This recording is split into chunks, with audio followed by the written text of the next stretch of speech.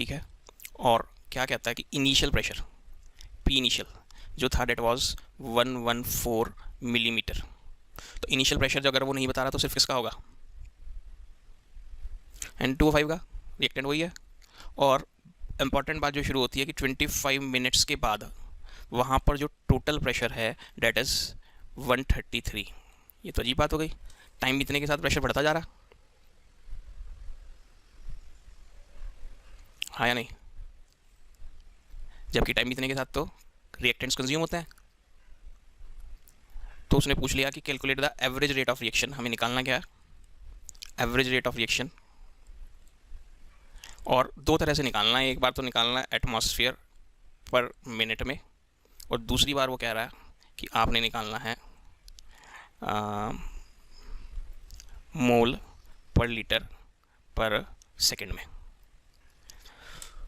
तो अगर हमारे से कोई बोले ये नहीं है, ये नहीं है, जब आप टाइम टी किसी प्रेशर टाइम टी बाद चेक करोगे तो क्या ये 114 माइनस समथिंग हो गया होगा, और ये पी क्योंकि एक मरा तो एक पैदा हुआ, तो पी मरे तो पी पैदा होंगे, और ये एक मरा तो ये कितना पैदा होगा। तो 25 मिनट्स के बाद की बात चल रही है ना, तो this will be the scenario after some time. तो हम अब आफ्टर सम टाइम के नाम पे मान लें this is the scenario after 25 minutes, yes और नो। अब आफ्टर 25 मिनट्स ये सीन है, तो क्या एक मिनट और ये बात ध्यान दो, क्या मैं रेट लिख सकता हूँ, क्योंकि मुझे एवरेज रेट चाहिए। तो एवरेज रेट क्या ये भी होगा, minus delta pressure of N2O5 upon delta T, change in concentration of any reactant. तो एनी रिएक्टेंट के नाम पे हमने किसे पकड़ लिया, N2O5 को। कंसेंट्रेशन की बातें हो रही है या प्रेशर की हो रही है, तो इसलिए हमने प्रेशर ले लिया, माइनस लगाते थे टर्म्स ऑफ रिएक्टेंट्स या नहीं। अब इस एवरेज रेट के लिए हमें क्या चाहिएगा, फाइनल प्रेशर N2O5 का और इनिशियल। तो N2O5 का फाइनल प्रेशर हमें दिख रहा है क्या, यही है ना, लेकिन इसकी वैल्यू तो पता नहीं। तो वैल्यू निकालना कितना आसान, 114 minus P plus P by 2, क्या पी टोटल होगा 25 मिनट बाद, और वो कितना गिवन है 133 मिलीमीटर।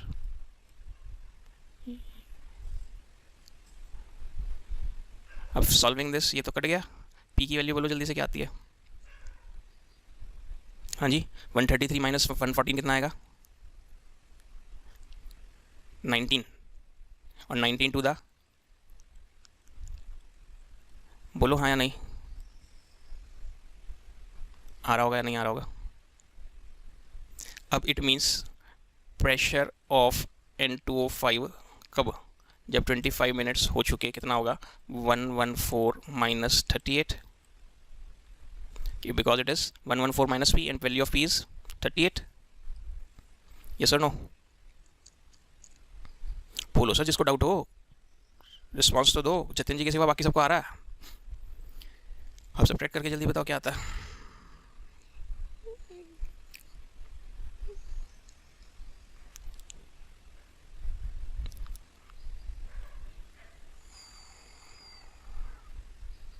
$76 mm, यस और नो।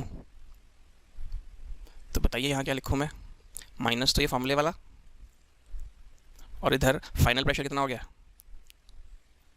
N2O5 का 76, और इनिशियल कितना था 114, और इस सब में टाइम कितना लगा मिनट्स। तो ये मेरे पास एवरेज रेट आ गया क्या 25 मिनट्स में, लेकिन इसका यूनिट ध्यान दो क्या आएगा, मिलीमीटर, क्योंकि ये भी मिलीमीटर में है, ये भी मिलीमीटर में है, और ये किस में है, तो मुझसे किस में मांगा उसने, तो मिलीमीटर का एटमॉस्फेयर बनाने के लिए क्या करते हैं, बोल दो सर। तो इसे सॉल्व करके क्या आने वाला, वापस 38 आ रहा है हमारा, तो दिस विल बी, डायरेक्ट भी पता चला था वो चेंज ही है 38 वही आना था, बुद्धू बनाने वाली बात हो गई, डिवाइडेड बाय 760, क्या बन गया ये एटमॉस्फेयर या नहीं, और यहाँ जो 25 वो एज इट इज़, तो अब इसका यूनिट क्या हो गया एटमॉस्फेयर पर मिनट या नहीं। बोलो सर, कोई तो बोलो। नहीं आया तो बोलो सर नहीं आया। अब उसने हमारे से ये भी मांग लिया, ये एक इंपॉर्टेंट बात कर दी कि उसने तो मोल पर लीटर में मांग लिया, मोल पर लीटर कहाँ से लाएं। तो मैंने आपको बाई चांस लास्ट रन पे ये बात करा दी थी कुछ रेफरेंस देते हुए, जितना मुझे याद पड़ रहा, कि गैसेस के केस में कंसंट्रेशन और प्रेशर इक्विवेलेंट होते हैं, because we can write n by v is equal to p by RT और नॉट।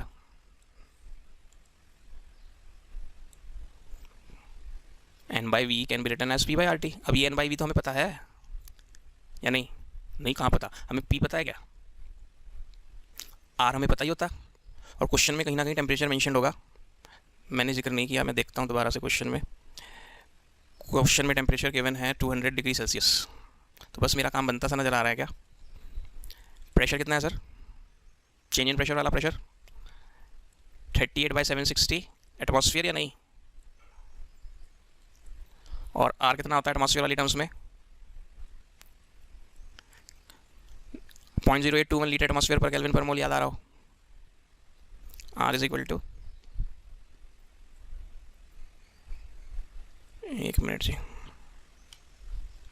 0.0821 लीटर एटमॉस्फेयर पर केल्विन पर मोल। और टी कितना क्वेश्चन में? 200 डिग्री सेल्सियस। 200 डिग्री सेल्सियस को केल्विन में बदलें तो इट बिकम्स 473।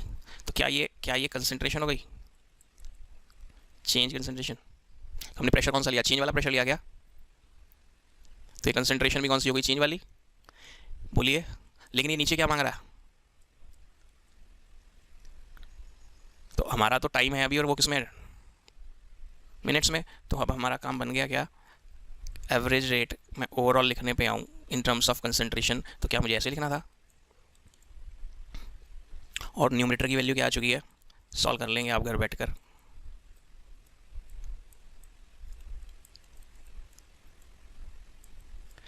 ये सब तो न्यूमरेटर है।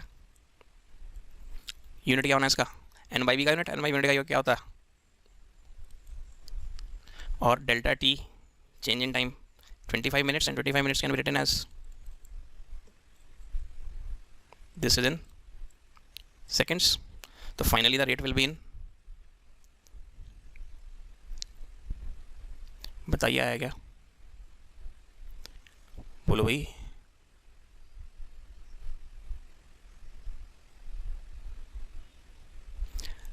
अब नेक्स्ट क्वेश्चन जो इन्होंने पूछा वो भी छोटा सा है, उसके बाद हम वापस अपने आर्टिकल पे आते हैं। और क्वेश्चन में अब तो बढ़िया से क्लियर हो गया होगा सर, अच्छी क्वालिटी का क्वेश्चन था ये, हमारे पिछले वाले कॉन्सेप्ट से रिलेट करने के लिए। इससे बड़ी बात नहीं आ सकती आपके पेपर में एवरेज रेट के ऊपर। ठीक है, कोई कॉपी कर रहा तो मैं रुकूँ? जल्दी से बोलो। चलिए नेक्स्ट क्वेश्चन पे आते हैं। नेक्स्ट क्वेश्चन में फिर से एक रिएक्शन गिवन है, 2NO2 plus F2 gives 2NO2F। और इसमें उसने पूछा रेट ऑफ रिएक्शन बताओ in terms of, rate of reaction बताओ in terms of formation of NO2F। तो rate of reaction in terms of formation of NO2F, तो यही होने वाला है ना। इतना अगर मैं लिख के छोड़ दूं तो ये क्या होगा? रेट ऑफ रिएक्शन या rate of formation of NO2F? जल्दी बोलो। और अगर रेट ऑफ रिएक्शन मांगा तो ये हो जाएगा या नहीं? अब उसने कहा रेट ऑफ रिएक्शन बताओ in terms of disappearance of NO2। तो अगर मैं सिर्फ इतना लिख दूं तो ये कौन हो जाएगा? हाँ जी, ये क्या हो जाएगा? Rate of disappearance of NO2। और अगर मैं ये लगा दूं तो नाउ इट इज, और उसने बोला इन टर्म्स ऑफ F2 भी बता दो, तो मैं इतना लिखता हूं तो ये क्या rate of disappearance of F2 है? और अगर माइनस लगा दूं तो, सॉरी माइनस लगा दूं तो rate of disappearance of F2 तो है ही, लेकिन यहाँ कोफिशिएंट 1 है तो उसका रेसिप्रोकल भी बनी रहने वाला है। तो ये rate of disappearance of F2 भी है और यही रेट ऑफ। अब इसमें आप इतना कर सकते थे कि क्वेश्चन में उसने कुछ एवरेज वर्ड, इंस्टेंटेनियस वर्ड नहीं लगाया, तो आप चाहो तो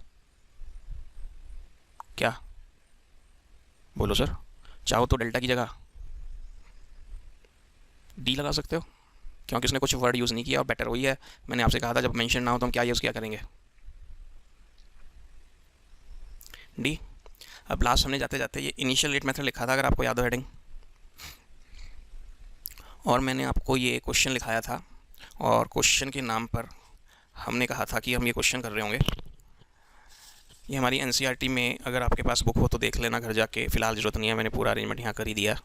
2NO2 plus O2 gives 2NO2, मैंने ये गलत लिख दिया सर जरा सा, यहाँ ये 2 नहीं है, ठीक है। क्या रिएक्शन बैलेंस है, बोलो। और उसने मुझे यहाँ O लगा दूँ, अब बैलेंस है। यहाँ उसने हमें न्यूमेरिकल में ऐसे करके दिया, और बेईमानी क्या खेल गया वो हमारे साथ यहाँ लिख गया इनिशियल रेट। यानी किसी बंदे ने ये वाली रिएक्शन कितनी बार कराई, 4 बार।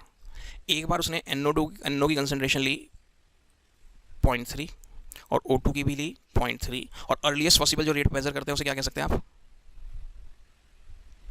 बोलो, इनिशियल रेट। इंग्लिश तो आती है, जो अर्लीस्ट पॉसिबल होगा उसे क्या बोलूँ,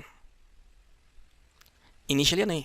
बिल्कुल शुरुआत का रेट कैसे पता चले कि मैंने जैसी रिएक्शन शुरू करी, मैंने फॉरन इमीडिएटली किसी मेथड से उसका रेट पता लगाया, उस वक्त का जो रेट होगा वो क्या कहलाएगा, इनिशियल रेट। क्योंकि हम क्या पढ़ने जा रहे हैं, इनिशियल रेट मेथड। फिर उसने एक्सपेरिमेंट दोबारा किया, और आप उसकी चाल देखो उसने क्या किया। उसने NO की कंसंट्रेशन चेंज कर दी क्या, और O2 की वही रहने दी, और इनिशियल रेट पता लगाया कितना। तीसरी बार उसने एक्सपेरिमेंट जब किया तो फर्स्ट के रेस्पेक्ट में देखो, फर्स्ट का सेम रहने दिया, NO का सेम रहने दिया, और इस बार O2 का चेंज कर दिया 0.192। चौथा डाटा दिया है, मैं जानबूझ के नहीं लिख रहा कुछ समझाने के लिए कि मुझे उसकी ज़रूरत नहीं है, उसके बिना भी मेरा काम हो जाएगा। मुझे निकालना क्या है, बोलो सर क्या निकालना है, क्वेश्चन तो सामने है। तो मैं कल परसों जाते जाते रेट लॉ पढ़ गया था क्या, मैथमेटिकल एक्सप्रेशन करते हुए। तो अगर मैं इसका सॉल्यूशन शुरू करूं तो मैं इसके सॉल्यूशन में ये लिख सकता हूं क्या, कि let rate is equal to K NO की पावर क्या रखूंगा, और O2 की पावर क्या रखूंगा, बोलिए। NO की 2 या नहीं,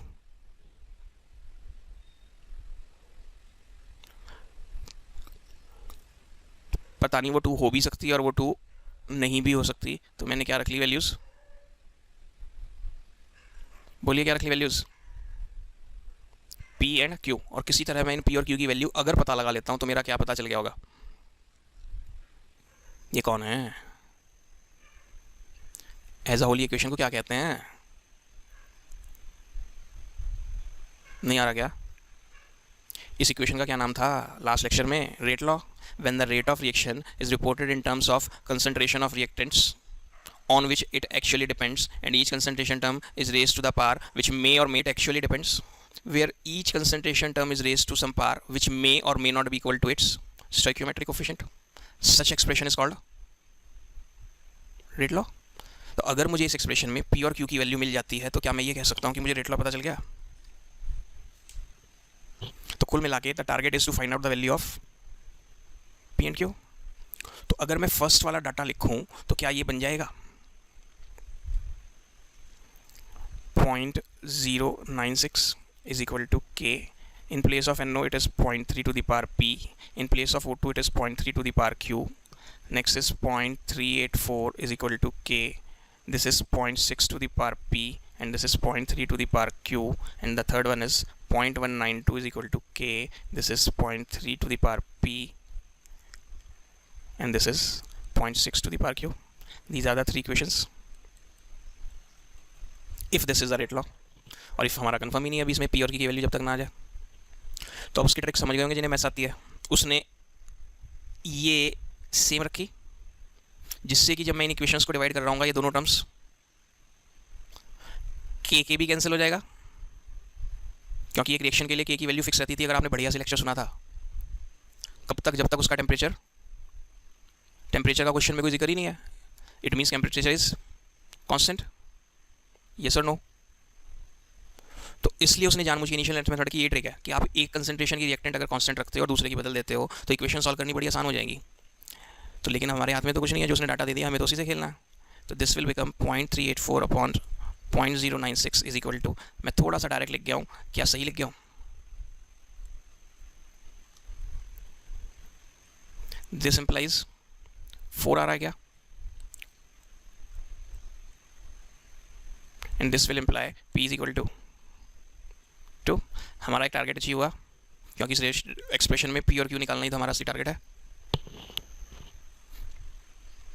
और अगर हम थर्ड डिवाइड बाय फर्स्ट करते हैं, it will be 0.192 upon 0.096, that will be 0.6 upon 0.3 to the power, क्या हो रहा है ये, एक second ji, Q, this will imply, इधर क्या आ रहा है, 2 is equal to 2 to the power Q, and this implies q is equal to 1 क्या?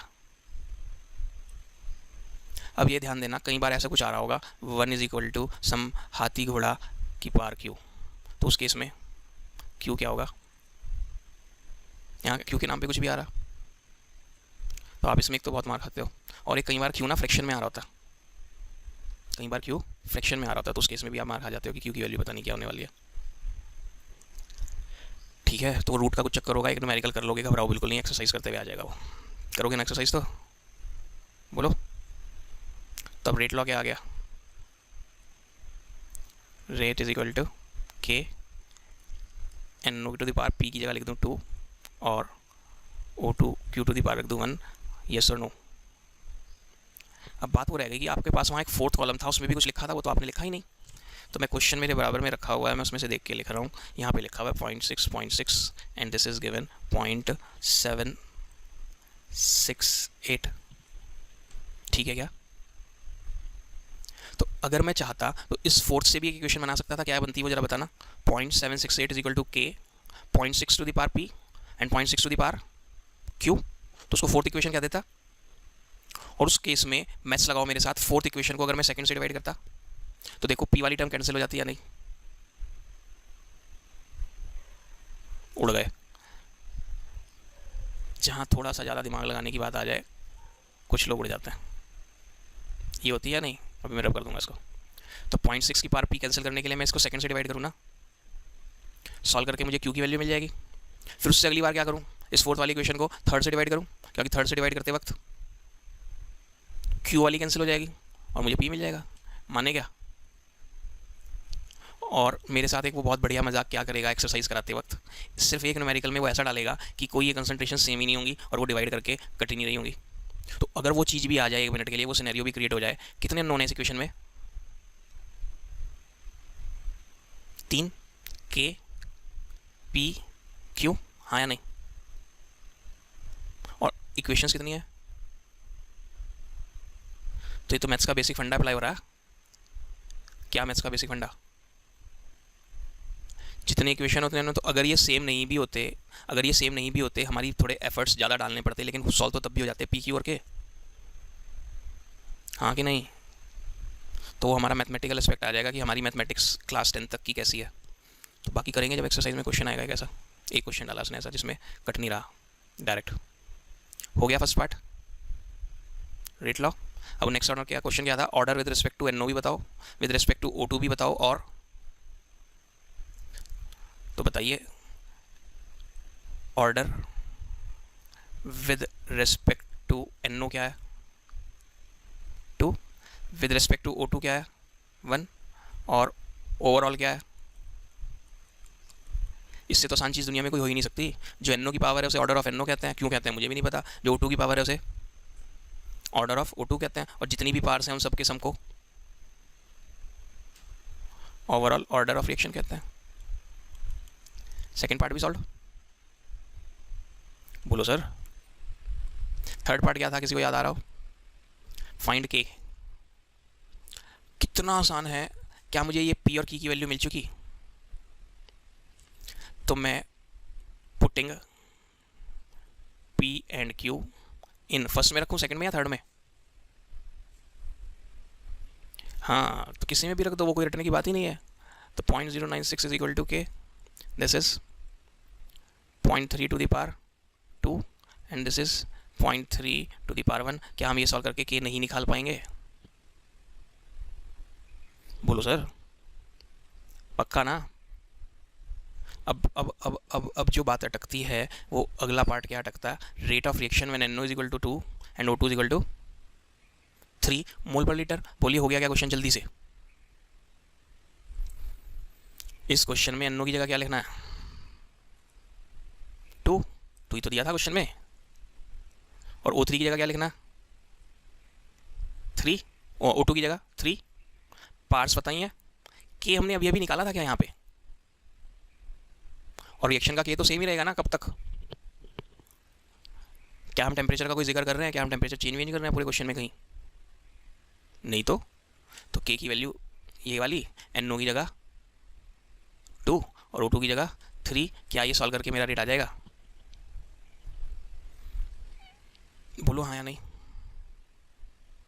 जल्दी से। दीक्षा प्रजापति जी हैं? दीक्षा मैडम, आपने आज ही ज्वाइन किया ना शायद, तो समझ नहीं आ रहा होगा या आ रहा है कुछ? थोड़ा ही आएगा मैडम, थोड़ा सा तो एक दिन पेशेंस रखना पड़ेगा, तब पकड़ में पाओगे। बाकी सब सर बोलो जिनको नहीं आया कोई भी स्टेप। कम से कम 5 क्वेश्चन हमें इस पर मिलने वाले हैं। अगर मैं पूरी NCERT ट्राई करूँगा और साइड बुक ट्राई करूँगा तो मज़ा ही है फिर तो, और भी बहुत सारे। किसी स्टेप पे कोई डाउट हो तो सब प्लीज़ जल्दी से बोलो। डन? हाँ जी, देखिए कितना आसान है। उसने पूछा रेट ऑफ रिएक्शन बताओ, कब का बताओ सर? उन्होंने बोला जब NO की कंसंट्रेशन 2 मोल पर लीटर है और जब O2 की 3 मोल पर लीटर है। तो रेट लॉ क्या ये है?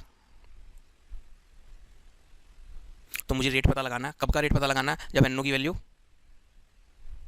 2 है और O2 की वैल्यू 3 है। तो मैं यहाँ 2 डाल दूंगा, यहाँ 3 डाल दूंगा, और मुझे रेट पता लगाना है तो के की वैल्यू भी चाहिए, और के मैंने इससे पहले पार्ट में निकाल लिया था क्या,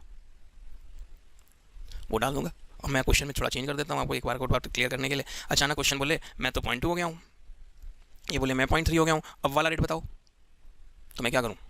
कुछ नहीं, मेरे हाथ में तो चाबी लगी हुई है उस रिएक्शन की। मैं यहाँ क्या लिख दूंगा?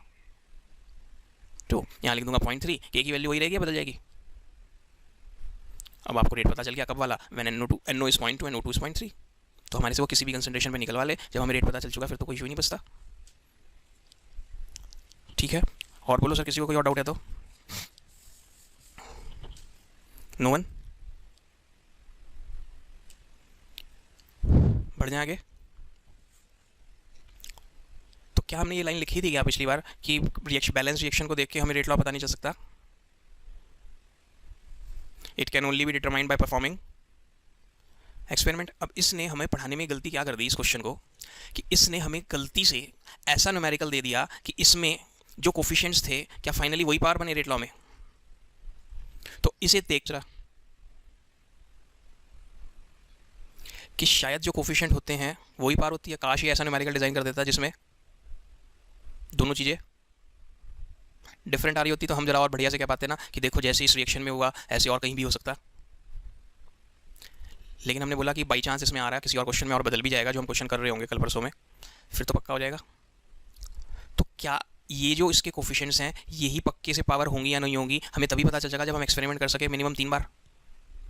क्योंकि इस न्यूमेरिकल को सॉल्व करने के लिए आपको समझ आ गया होगा कम से 3 बार तो करना ही पड़ेगा, क्योंकि 3 अननोन है।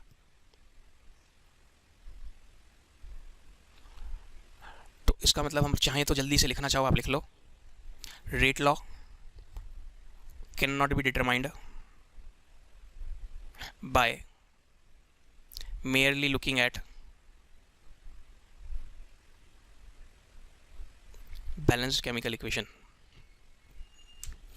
Rate law cannot be determined by merely MERELY merely balanced chemical equation. That is theoretically. अगर काश वो खाली बैलेंस इक्वेशन को देख के लिख पाते तो फिर तो थियोरेटिकल कंसेप्ट हो जाता है। नहीं, comma that is theoretically bad, comma that is, it can only be determined experimentally.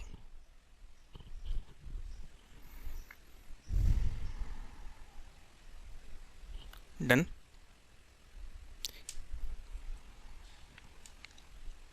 बोलो सर जल्दी से। क्या हमने जाते जाते ऑर्डर ऑफ रिएक्शन भी लिख लिया था?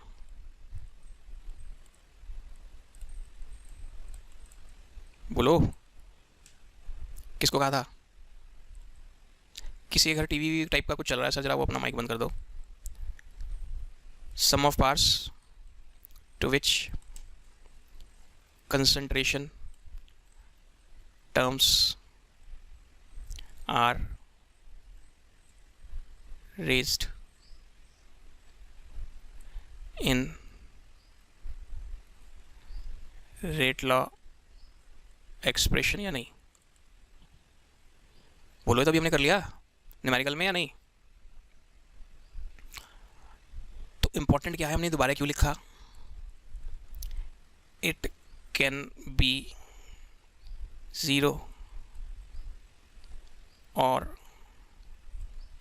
फ्रैक्शनल और 1 2 3 वगैरह, जो इनको क्या कहते हैं 1 2 3 4 को क्या नेचुरल नंबर्स कहते हैं, क्या कहते हैं मैथ्स वाले. नहीं, सिर्फ पॉजिटिव में अगर है तो नेचुरल, और अगर नेगेटिव में भी हो जाए तो, अगर नेगेटिव में भी हो जाए तो भाई +1 भी हो सकता है -1 भी हो सकता हो, तो उस केस में तो इंटीजर कह सकते हैं ना, क्योंकि 0 भी आ गया. इंटीजर्स में 0 आता है या नहीं. तो अगर जिन्हें मैथ्स आती हो, मैं इसलिए ऐसे करके बोल रहा हूँ, तो मैं बोल सकता हूँ वो कोई भी इंटीजर हो सकता है, यानी 0 भी हो सकता है, प्लस की वैल्यू भी हो सकती है, माइनस की भी हो सकती है, और साथ में क्या लिख दिया. तो ऑर्डर ऑफ रिएक्शन कोई भी इंटीजर भी हो सकता है और फ्रैक्शनल भी हो सकता है. कैसे भाई. तो यही हमें इंपॉर्टेंट बातें लिखनी है. एक तो 2 एग्जांपल रट के जाने हैं एनसीईआरटी की एग्जांपल बुक से मैं लिख रहा हूँ. CHCl3 + Cl2, किसी को रिएक्शन याद आई हो, हमने 10th में भी पढ़ी थी, 11th में भी पढ़ी थी, फोटोक्लोरिनेशन. लाइन में डिस्टर्बेंस क्यों आ रहा है, कोई बात कर रहा है क्या. हाँ, किसी का टीवी टाइप कुछ चल रहा है, मैं यही तो बोल रहा हूँ, कोई बंद ही नहीं करने को तैयार है. माइक्स बंद कर दो सब अपने. इस रिएक्शन को फोटोक्लोरिनेशन कहते थे, किसी को याद हो, और नहीं याद है तो मैं याद दिलाता हूँ. जब हम इसका 11th में तो हमने मैकेनिज्म भी किया था, और नहीं पढ़ते वक्त देखो इससे याद आ जाएगा, फिर मैं रब कर दूंगा इसको साइड वाले को. जब इसको आप इन प्रेजेंस ऑफ लाइट करते थे तो क्या होता था, इसका एक है छटके, याद आ गया. अब इसका दोबारा करते थे तो CH2Cl2, दोबारा करते थे तो CHCl3, और चौबारा करते थे तो इसका नाम था फोटोक्लोरिनेशन ऑफ मीथेन. याद आ गया अब या नहीं सबको. तो ये उसका लास्ट वाला स्टेप लिखा है क्या मैंने. क्लोरोफॉर्म बन चुका है, उसको आखिरी बार आप क्लोरीनेट कर रहे हो, तो CHCl3 का आखिरी छटकर उसकी जगह क्या आ रहा है. तो इसका रेट क्या होगा, होना चाहिए रेट लॉ, बता सकते हैं क्या, क्या इसका रेट लॉ ये होगा. आंसर दो भाई. हाँ बिल्कुल सही जवाब, की हो भी सकता नहीं भी सर, वो तो एक्सपेरिमेंट करके पता चल सकता है. ये तो आपने क्या किया, आपने तो लॉ ऑफ मास सेक्शन लगा दिया. याद आ गया लॉ ऑफ मास सेक्शन. उसमें तो जो कोफिशिएंट्स होते थे वही पार्ट्स होते थे. तो इसका रेट लॉ मुझे कैसे पता चला, मैं खुद नहीं जानता, मैंने एनसीईआरटी की बुक से रटा हुआ है. आपको भी रट के जाना है पेपर के लिए. इसका रेट लॉ एक्सपेरिमेंट करने के बाद ये आता. ये मैंने सिर्फ क्यों रटा, ये दिखाने के लिए कि किसी रिएक्शन का ओवरऑल ऑर्डर क्या हो सकता है, क्या हो सकता है, सॉरी,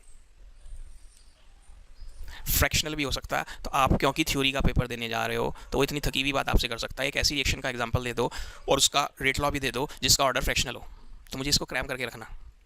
हो सकते तो और बहुत सारे एग्जांपल्स हैं, लेकिन मेरी बुक में फ्रैक्शनल ऑर्डर का ये एग्जांपल थ्योरी में दिया, तो मैं यही रट के रखूँ.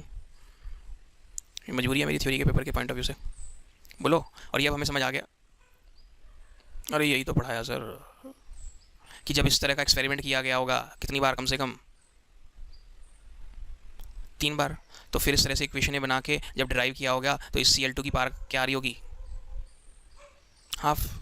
क्योंकि ये तो हम सिर्फ एक्सपेरिमेंट करके ही पता लगा सकते हैं ना. तो आप कह सकते हो ना, जैसे अभी मेरे से क्वेश्चन आपको कैसे पता चल गया हाफ है, तो यही तो बोला, ये तो एक्सपेरिमेंट करके ही पता चल सकता है. लेकिन इस पर्टिकुलर का मुझे याद रखना. क्यों रखना है, क्योंकि थ्योरी के पेपर में अगर मुझे वो कह दे कि एक ऐसी रिएक्शन का एग्जांपल दो जिसका ऑर्डर फ्रैक्शनल है, तो क्या करूं फिर मैं.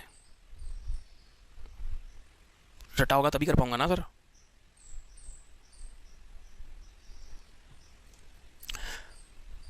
सम ऑफ पार्ट्स वाला फंडा भी लग गया.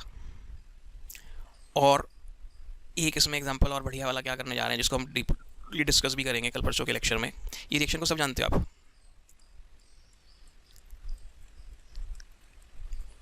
+H2O. गरिमा जी समझ में आ रहा है या नहीं.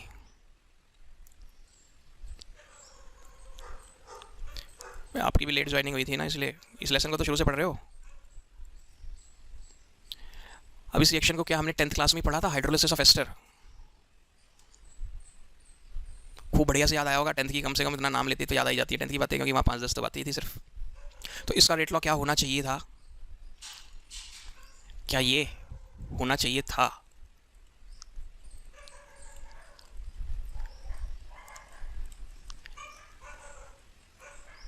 बोलिए। होना तो तब चाहिए था ना कि अगर लॉ ऑफ मास एक्शन सही होता, लेकिन पता कब चलेगा, जब हम, और जब हमने एक्सपेरिमेंट किया तो पता चला रेट लॉ ये है, यानी ऑर्डर ऑफ रिएक्शन कितना, तो हमारा ये आया क्या, order with respect to water zero, नहीं विद रिस्पेक्ट टू वाटर, हाँ सर वो सही कह रहे हो, order with respect to water is zero and order with respect to ester is 1 and overall order therefore is, थोड़ा बहुत सांस चलाया, रुक गया, इसमें रुकने वाली क्या बात है, बढ़िया बात है, ध्यान दो मैं क्या सिखा रहा हूँ और वही चैप्टर की असली जान है। अगर इसमें मैं H2O की कंसंट्रेशन 5 मोल पर लीटर रखूँ तो रेट, अगर मैं H2O की कंसंट्रेशन 10 मोल पर लीटर रखूँ तो रेट, और अगर मैं H2O की कंसंट्रेशन 500 मोल पर लीटर रखूँ तो रेट सेम आएगा। इसका मतलब रेट H2O की कंसंट्रेशन पर डिपेंड, और क्योंकि उस पर डिपेंड नहीं कर रहा तो इसलिए कहा order with respect to water is. तो अब समझ आया सिग्निफिकेंस ऑर्डर का क्या होता, बढ़िया से। अगर कोई मेरे को बोले कि P plus Q give product से एक रिएक्शन है और इसका रेट लॉ ये है P की पावर 2 और Q की पावर 0, तब आप क्या कहोगे? भाई Q की तो आप दुनिया में कोई भी रिएक्शन लिख देना, उससे रेट पे कोई फर्क, तो क्या Q का इस रिएक्शन में होना जरूरी है? अगर Q रखी ना तो रिएक्शन हो जाएगी। अगर मैं यहाँ पानी ना रखूँ तो क्या इससे हाइड्रोलाइज हो जाएगा? तो इसका मतलब इस Q का होना तो जरूरी है, लेकिन इस Q को आपने चुटकी भर रखा या झोला भर के रखा, फिलहाल उस पर डिपेंड। हालांकि सचमुच में क्या होगा कि हमेशा ये ऐसा जब देखने में मिलता है जब ये झोला भरी होता है, क्यों है वो भी बढ़िया सा एग्जांपल दूंगा, लेकिन फिलहाल तो ये क्या कह रहा है ना कि ये होना तो जरूरी है, लेकिन चाहे कितना ही हो रेट सेम ही आना, यानी रेट Q की कंसंट्रेशन पर डिपेंड नहीं कर रहा। अब जरा ध्यान दो, अगर मैंने P की कंसंट्रेशन शुरू में रखी 2, तो यहाँ आएगा 2 स्क्वायर यानी 4K, मैथ समझ आ रही है? अगर मैंने पूछा जब P की कंसंट्रेशन 2 है उस वक्त रेट क्या आएगा, तो आप यहाँ जब 2 रखोगे तो स्क्वायर करके क्या आएगा, 4K, हाँ या नहीं? और अगर मैंने 2 के बजाय चेंज करके कंसंट्रेशन कर दी अब 4, क्या मैंने कंसंट्रेशन डबल कर दी? तो जब 2 थी तो रेट आ रहा था 4K, अब जब मैं यहाँ 4 कर दूंगा तो रेट क्या आएगा? अब मेरी बात का मतलब समझे, कंसंट्रेशन तो मैंने कैसे की है, डबल, लेकिन रेट कितने टाइम्स हो गया? 4 टाइम्स। क्यों? क्योंकि ऑर्डर 2 था, अभी भी नहीं आ रहा। अब जरा सोचो, अगर मैं ऑर्डर 2 की जगह यहाँ पे 1 मिनट के लिए, थोड़ी देर के लिए, नहीं आई है जी के पास आवाज़ अभी भी, अगर मैं इस P की जगह 1 कर दूँ और कंसंट्रेशन फिर 2 रखूँ तो क्या आएगा रेट? 2K। और अगर P की जगह फिर मैं 2 के बजाय 4 कर दूं कंसंट्रेशन तो रेट क्या आएगा? तो क्या कंसंट्रेशन डबल करने से रेट भी डबल हुआ? क्यों? क्योंकि ऑर्डर। अब ऑर्डर का मतलब समझ आया? अब अगर ये पार्ट 3 होती तो रेट डबल करने से, कंसंट्रेशन डबल करने से रेट तो 8 टाइम्स। वही मुझे 3 वाली बात पकड़ानी थी, एक मैडम जल्दी में 3 बोल गई। यहाँ पे 2 की बजाय 4 करूँगा तो ये क्या होगा, जब यहाँ 3 होगा तो, जब ये 3 होगा तो इनिशियल रेट क्या होगा, 8K, और फिर मैं 2 के बजाय से 4 करके रखूँगा तो 4 4 था 16, 16 4 था 64, 64K, तो 8K से 64K हो गया, यानी कितने टाइम्स? तो ऑर्डर का मतलब समझ आया? तो जिस रिएक्टेंट का ऑर्डर जितना ज़्यादा होगा उस पर्टिकुलर रिएक्टेंट की कंसंट्रेशन में थोड़ा सा चेंज लाने से भी रेट पे बहुत बड़ा इफेक्ट पड़ेगा। तो ये असली सिग्निफिकेंस है ऑर्डर की। आ गई पकड़ में? बोलो। अब जो अगला इंपॉर्टेंट कंसेप्ट आता है, और फिर सारी चीज़ों को हम सारी कुछ चीज़ों को एक साथ मिक्स करके पढ़ेंगे, तब दोबारा रिवीजन हो जाएगा इन सबका। अगला इंपॉर्टेंट कंसेप्ट ये आता है कि भाई कोई भी रिएक्शन हमने ज़िंदगी में अब तक जब भी देखी तो हमने क्या सोचा उसके बारे में? बस यही सोचा ना कि देखो भाई, ये ए और बी साहब एक दूसरे से गले मिले होंगे और गले मिलके एक दूसरे से शायद टक्करें वक्करें मारी होंगी और क्या बना दिया होगा इन्होंने, प्रोडक्ट, या नहीं? हेलो। लेकिन अगर हमें ये पता चले कि नहीं भाई, पता क्या हुआ, जब हम ये रिएक्शन कराने चले थे पहले ना ए और बी ने एक दूसरे को टक्कर मारी, और प्रोडक्ट का नाम भी मैं लिख देता हूँ, प्रोडक्ट्स हैं सी एंड डी, और ये मान लो थोड़ी देर के लिए रिएक्शन बैलेंस आई है, तो इस रिएक्शन को देखने के बाद आज तक जो हमने पढ़ा उस बेसिस पे हम क्या कहेंगे कि सर अगर आप 2 मोल ए के और 3 मोल बी के रिएक्ट कराओगे, उनमें आपस में टकरे वकरे होंगी, रिएक्शन होगी, और रिएक्शन करके वो क्या दे देंगे आपको, 1 मोल सी और 1 मोल डी, हाँ या नहीं? लेकिन नई बात जो आज पता चलने वाली है वो क्या, कि नहीं, जब हमने डेप्थ में स्टडी करी तो पता चला पहले पता क्या होता है, 2 ए 3 बी से तो लड़ने जाते ही नहीं, ए और बी मिलकर पहले पी बनाते हैं। आप कहोगे पी तो यहाँ का है ही नहीं सर, तो मैं बोला हाँ ये पी बनाते हैं, और ये पी वो जो नहीं है तो ये कोई इंटरमीडिएट है। कितने ए बचे?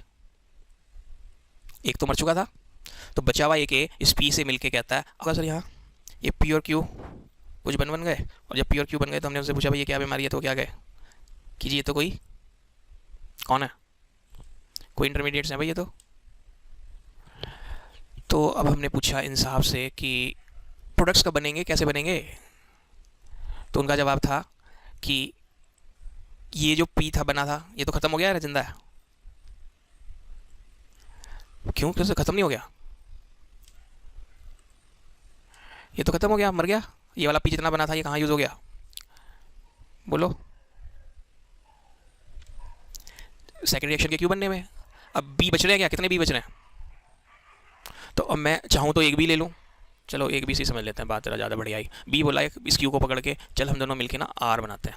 हमने फिर से पूछा भाई आर तू कौन है, बोला मैं भी एक इंटरमीडिएट हूँ। एक बी जो बचा वो बोला मैं इस आर के साथ गले मिलके सी और डी बना दूंगा। तो अगर मैं इन 4 रिएक्शंस को ऐड करूँ तो देखना जरा ये बन रहा है क्या।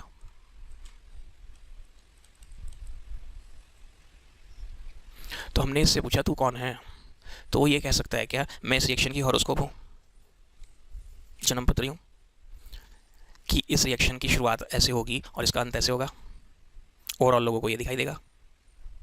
तो इस हॉरोस्कोप को केमिस्ट्री वालों ने क्या कहा,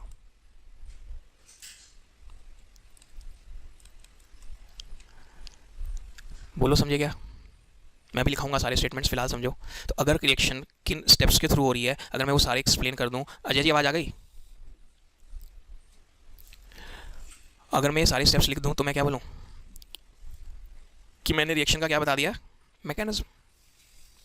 अब ये जो डिफरेंट स्टेप्स हो रहे हैं, इन डिफरेंट स्टेप्स में हमने इनकी काइनेटिक्स भी पता लगाई। काइनेटिक्स समझते हो, स्पीड, और हमें पता चला ये वाला जो स्टेप है ये स्लोएस्ट स्टेप है। सपोज पता चल गया इसे होने में 25 मिनट लग रहे हैं, ये 2 मिनट में जाता है, ये 1 मिनट में जाता है, ये 3 मिनट में जाता है, तो फिर तो हम इसी को कहेंगे ना, तो भाई तुम ही सबसे सुस्त हो, बोलो। तो स्लोएस्ट स्टेप के लिए वो एक वर्ड यूज करता है, रेट डिटरमाइनिंग स्टेप, यानी इस रिएक्शन का, इस ओवरऑल रिएक्शन का जो रेट है वो इस पर डिपेंड करता है। इंग्लिश तो इतनी समझ आ रही होगी, फिर भी केमिस्ट्री समझा रहा हूँ। इस रिएक्शन का रेट इस पर डिपेंड करता है, क्योंकि ये स्लोएस्ट है, और इस स्लोएस्ट वाले स्टेप को क्या कह दिया, और ये रिएक्शन एक ही स्टेप में हो रही है, कई सारे स्टेप्स में हो रही है। तो ऐसी रिएक्शन जो कई सारे स्टेप्स में हो, या कह दो एक से ज़्यादा स्टेप में, उसे क्या कहते हैं, पढ़ा जा रहा है, क्या कहते हैं, कॉम्प्लेक्स रिएक्शन। हाँ इंग्लिश समझ आ रही है, जो बहुत कॉम्प्लिकेटेड हो गई हो, कॉम्प्लिकेटेड मतलब ये तो कई सारी किस्तों में हो रही है, और इनको उसने क्या कहा, स्टेप्स ऑफ कॉम्प्लेक्स रिएक्शन, हाँ या नहीं? इन स्टेप्स को वो क्या कह रहा है,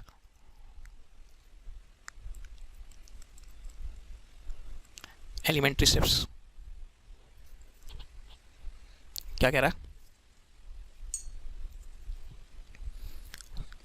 टर्मिनोलॉजी तो समझ आई, अभी देखो कहानी 5 मिनट में समझ में आती है। अच्छा ये था सारा चक्कर। जो रिएक्शन एक से ज़्यादा स्टेप में, उसे अगर हम सारे स्टेप्स बता दें तो उसका नाम, उन सारे स्टेप्स को लिख दें तो that is mechanism of reaction. अब जरा जो 11th पढ़े थे उन्हें याद करो जल्दी से, organic chemistry, basic concepts of organic chemistry, वहाँ एक हेडिंग आई थी reaction mechanism, the detailed description of all the steps through which reaction is taking place, giving its kinetics, energetics. आया sir? Explanation of bond formed and bond cleaved. अब तो याद आ गया होगा कुछ कुछ, और जिन्हें नहीं याद आया टेंशन कुछ नहीं लेनी, जो हमें 12th में लिखना है मैं अभी सब लिखा रहा हूँ। और उस कॉम्प्लेक्स रिएक्शन की हर रिएक्शन को क्या कहते हैं, हर इंडिविजुअल रिएक्शन को क्या कहते हैं, और उस कॉम्प्लेक्स रिएक्शन का जो भी कोई स्लोएस्ट स्टेप हो वो हमें बताएगा, हमें खुद पता नहीं चलेगा उस स्टेप को क्या कहते हैं। हिंदी में तो समझ आया या नहीं? अब देखिए, टेबल तो सबने देखी रखी है, वुडन टेबल है ये, कितने लेग्स। अगर हम ये टेबल बनवा लें, कारपेंटर का ऑर्डर देके, तो क्या एक बार को पॉसिबिलिटी है कि इस पर ज़्यादा वजन रखें तो इसकी टांगे वांगे जो टेढ़ी मेढ़ी होकर इधर उधर भाग जाएं। और अगर हम इस टेबल में कारपेंटर से कहें कि तू यहाँ पे भी 4 पीस लकड़ी के जोड़ दे, जुड़ी होंगी, देखी होंगे आपने कभी ऐसे टेबल जिसमें नीचे भी 4 पीस ऐसे वेल्डेड या जुड़े होते हैं वो। ये क्यों जोड़ दिए? इसके जोड़ने पर से टेबल में स्ट्रेंथ जो है वो 5-7-10 गुना बढ़ गई होगी क्या? तो अब हमने एक कारपेंटर को ये टेबल बनने के लिए दी। तो आजकल जो एडवांस ज़माना है, कारपेंटर साहब जो दुकान खोल के बैठे हैं, उन्होंने एक लड़का रखा हुआ है सिर्फ, और फर्नीचर वो बड़े से बड़ा बनाते हैं। कैसे? आपने कारपेंटर साहब को जब ऑर्डर दिया कि भाई ये टेबल बना दो, तो ये कारपेंटर साहब जो है ये टेबल टॉप जो कहीं से बनवाते हैं, और जहाँ से टेबल टॉप बन के आते हैं वहाँ पे उस फैक्ट्री में सिर्फ टेबल टॉप्स ही बनते रहते हैं दिन रात, बस साइजेस देते रहो, टेबल टॉप्स बनाते रहते हैं। फिर दूसरी फैक्ट्री से ये लेग्स मंगवाते हैं, लेग्स ऑफ द टेबल, और इनको बोल दूँ सपोर्टिंग एंगल्स।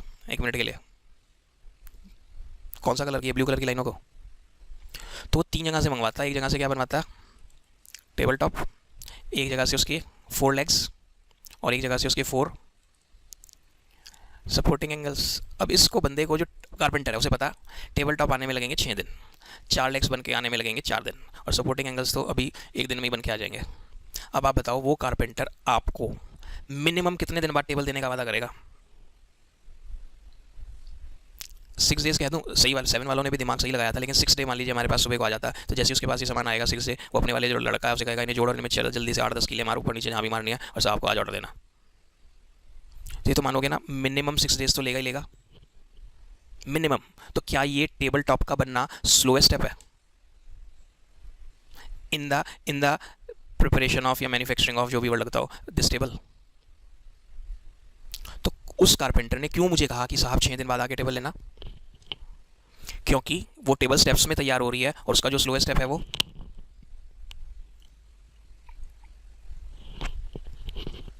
6 दिन में हो रहा। अब समझ आ गया, slowest step is the determining